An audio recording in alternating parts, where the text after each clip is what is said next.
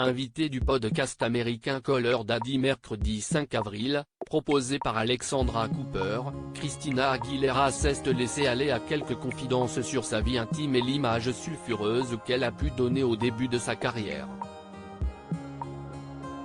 Que ce soit avec son premier tube en 1999, Jenny in a Bottle, avec Lady Marmalade et le Moulin Rouge ou encore avec Dirty, sorti en 2002, Christina Aguilera s'est toujours démarquée par ses impressionnantes vocalises, mais aussi par l'image sulfureuse qu'elle dégageait. Véritable pop star, longtemps comparée à Britney Spears avec qui elle entretient encore une certaine rivalité, la belle blonde a connu un succès fulgurant mais aussi beaucoup de passages à vide. Divorce, dépression et problèmes d'alcoolisme ont mis à mal sa carrière.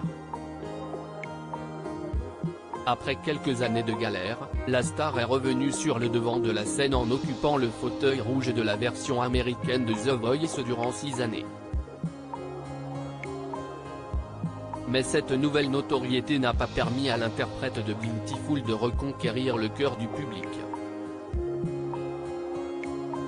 Si son dernier album studio date de 2018, la star se consacre désormais à sa vie de famille. Christina Aguilera est en effet maman d'un garçon, Max, âgé de 15 ans qu'elle a eu avec son premier mari Jordan Bratman, et d'une fille de 8 ans, Summer, issue de sa relation avec son actuel fiancé Matthew Rutley. C'est très drôle que j'ai donné cette image bien qu'elle se fasse rare sur scène, la chanteuse de 42 ans n'hésite pas à prendre la parole régulièrement en interview pour dénoncer l'hypersexualisation dont elle a fait l'objet au début de sa carrière.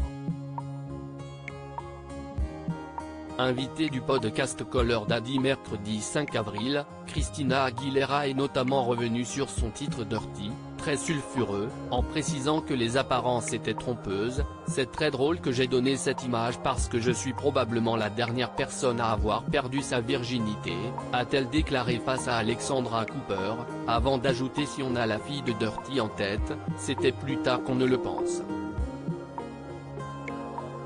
Avec le recul, c'est assez drôle. L'occasion pour celle qu'on surnommait à l'époque Xtina de faire quelques déclarations sur sa vie sexuelle. Dans cet épisode, la chanteuse a confessé avoir déjà fait l'amour dans un avion ou sur la table de mixage d'un studio d'enregistrement. Je n'arrive pas à croire que nous ne nous soyons jamais fait prendre, a plaisanté celle qui ne semble avoir aucun tabou.